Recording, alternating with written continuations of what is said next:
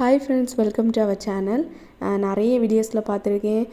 எல்லோரும் சொல்லுவாங்க கோழி வளர்க்கிறது ரொம்ப ஈஸி, கோழினால் நிறைய வருமானம் வருது, அந்த மாதிரியெல்லாம் நிறைய வீடியோஸ் பார்த்தேன். நான் ஃபஸ்ட்டு ஸ்டார்டிங் வீட்டு தேவைக்கு மட்டும்தான் வளர்த்துட்டு இருந்தேன். இப்போவும் என்கிட்ட நிறைய கோழி இல்லை, ஒரு 10 கோழி இருக்குது. அதில் வர முட்டையை நான் வெளியில் விற்பேன். இப்போ பார்த்திங்கன்னா இதில் இருக்க மைனஸை நான் உங்களுக்கு சொல்லி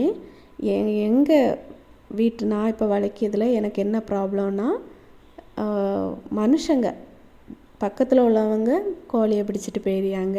யார்கிட்ட என்ன போய் கேட்கணுன்னு எனக்கு தெரியலை. அப்புறமா நிறைய காட்டு பூனைங்க இருக்குது.